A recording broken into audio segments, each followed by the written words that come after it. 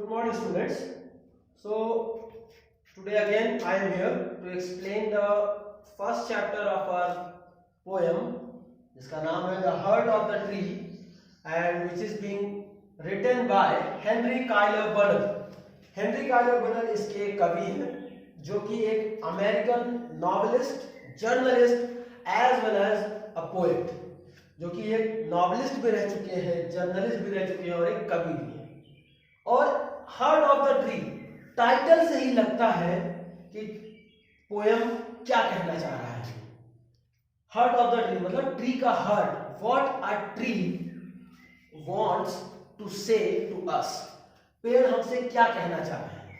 So before starting मैं आपसे ये कहना चाहूंगा कि बनर जी ने हम रीडर्स को, जो कि इस पोयम को पढ़ेंगे, the readers who are going to read this poem, Banner has requested, उन्होंने हमसे रिक्वेस्ट किया है कि पेड़ लगाने के फायदे क्या क्या है। जैसे पहला उन्होंने बताया है कि बेनिफिट्स ऑफ प्लांटिंग ट्रीज, पेड़ लगाने के क्या क्या फायदा है ये हम और आप जानते हैं कि एक पेड़ अगर घर पर है तो वो हमें किस किस रूप से मदद कर सकता है। और second, it's usefulness on the earth, उसका यूजफुलनेस क्या है पृथ्वी पर एक पेड़ लगाने का, वो भी इस पोएम में उन्होंने बताना चाहा है। और थर्ड जो बातें उन्होंने बताना चाहा है वो ये है कि कैसे जिस प्रकृति से आज हम और आप दूरी बना ली गई है, जहां से हम और आप हट चुके हैं, अब हम नेचर को देखते नहीं, कोई सुबह उठ करके सनराइज नहीं देखता, कोई पक्षियों का चहचहाना नहीं देखता, कोई पेड़ के नीचे बैठना नहीं चाहता। हाँ, हम इतने स्वार्थी हो गए हैं, we have become such kind of selfish that only when we need something we go towards it, जब हमें किसी चीज की जरूरत होती है तभी हम जो है भाग कर जाते हैं उसके पास। जैसे हमें भी कुछ बनवाना हो लकड़ी का तो हम तुरंत पहुंच जाएंगे पेड़ काटने के लिए, लेकिन अगर पेड़ लगाना हो तो हम नहीं लगाते, कहते हैं हटाओ अभी बहुत सारा पेड़ लगा है। तो वही इन्होंने कहा, इस पोएम के द्वारा कहना चाहा है कि कैसे how to join and love our nature, कैसे हम फिर जिस प्रकृति से हमारी दूरियां बन गई हैं, कैसे हम उस प्रकृति को फिर से उसमें जुड़े और कैसे उससे प्रेम करें, कैसे उसको फिर से उसी वही केयर, वही ध्यान, वही नरिशनेस कैसे स्टार्ट करें कि हमारा प्रकृति जैसे पहले था, आज के 50 साल और 100 साल पहले, कैसे हम उसको फिर बना दें। तो अब हम इसका एक्सप्लेनेशन पोएम का पढ़ेंगे एंड विल स्टार्ट। जैसा कि मैंने कहा कि इस पोएम को बनर जी ने 3 स्टैंजा में लिखा है, तो आज क्लास 9 हम लोग पूरा एक्सप्लेनेशन नहीं देखेंगे, हम लोग सिर्फ एक स्टैंजा का एक्सप्लेनेशन आज करेंगे। So let's start. The heart of the tree, जैसे कि मैंने कहा, whose poet is Henry Cuyler Bunner, इन्होंने कहा है कि what does he plant who plants a tree? He plants a friend of sun and sky. He plants the flag of breezes, free, the shaft of beauty towering high.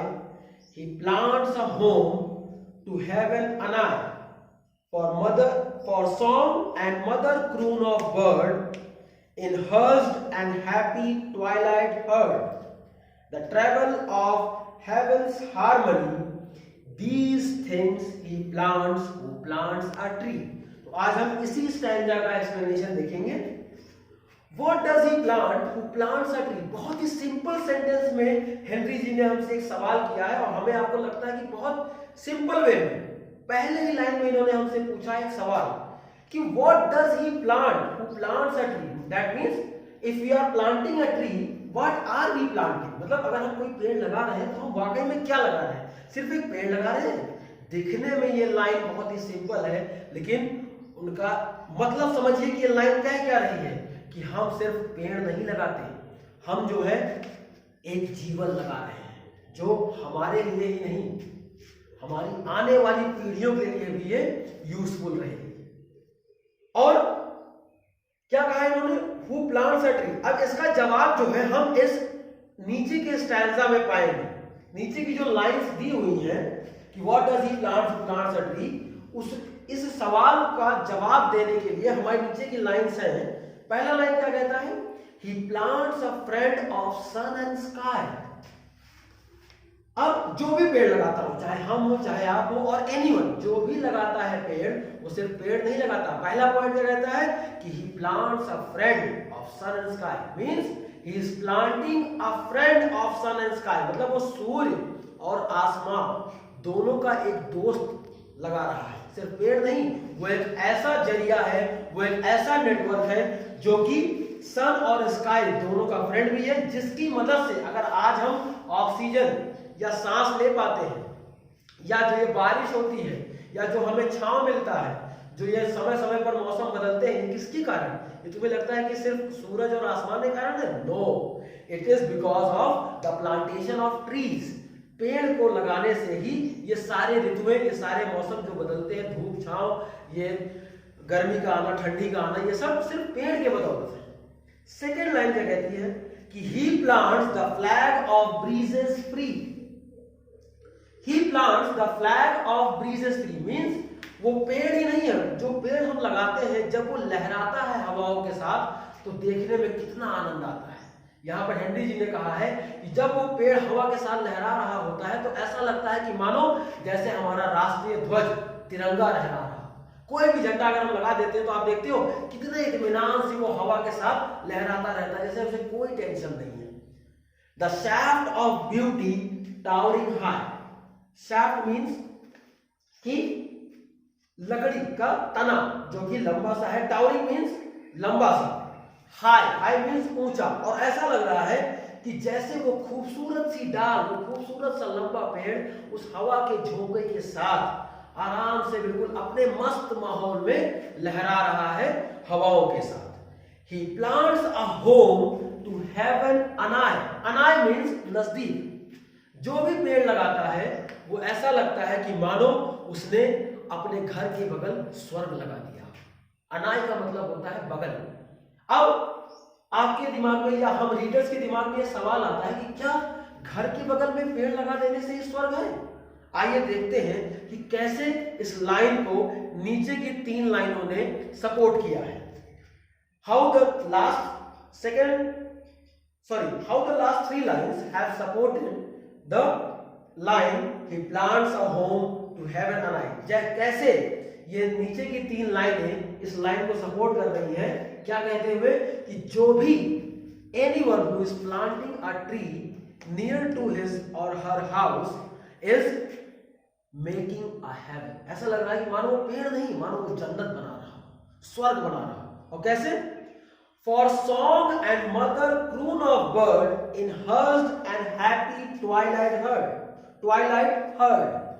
अब for song and mother croon of bird का मतलब होता है जैसे हम जब छोटे थे तो हमारी माँ हमें प्यारी सी लोरी सुना करके हमें सुला देती थी, तो वही चीजें यहाँ पर ऐड किया गया है कि स्वर्ग क्या है, पेड़ों का घर के पास लगाना स्वर्ग कैसे होता है। तो आइए देखते हैं कि for song and mother croon of bird, वो गीत, वो lullaby that is sung by a mother bird to its young ones। जब शाम को, twilight का मतलब क्या है, सूरज ढलने का वक्त, जब सूरज ढल चुका हो और अंधेरा ना हुआ हो, और हम और आप सब जानते हैं कि उसी समय सारी चिड़िया जो है वो वापस अपने घोंसले में लौट कर आती है अपने यंग वंस के लिए खाना लेकर, और जब वो पहुंचती है तो आप देखते हो एक अजीब तरह का प्यारा सा आवाज से वो पूरा पेड़ों का बागीचा या कोई भी पेड़ हो वो भर उठता है। तो वही कहा गया है कि for song and mother croon of bird, वो प्यारी सी गीत जब माँ शाम के दौरान वापस आती है अपने बच्चों के लिए खाना लेकर के, और वो ललाबाई, that soft loving voice of bird that is known as lullaby, जब वो गा करके अपने बच्चों को सुनाती है, और उस समय जो माहौल होता है is hushed। hushed का मतलब एकदम शांत का माहौल, जब दिन ढल रहा हो और कोई भी आवाजें ना सुनाई पड़ रही हो, सिर्फ एक इन चिड़ियों की चहचहाहट, जिससे ये लग रहा हो कि जैसे वो कोई गीत गा रही है।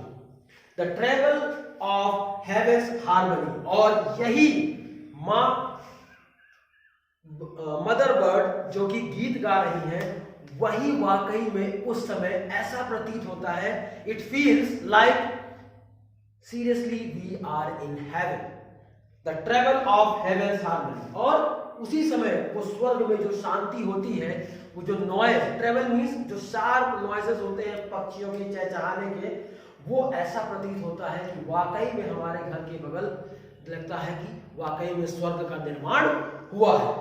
और लास्ट लाइन हम देखेंगे, these things he plants who plants a tree। बाद में हेनरी जी ने इन सारी लाइनों को कंक्लूड करके कहा है कि यही सारे काम होते हैं जब एक इंसान एक ट्री को लगाता है या एक पेड़ उगाता है।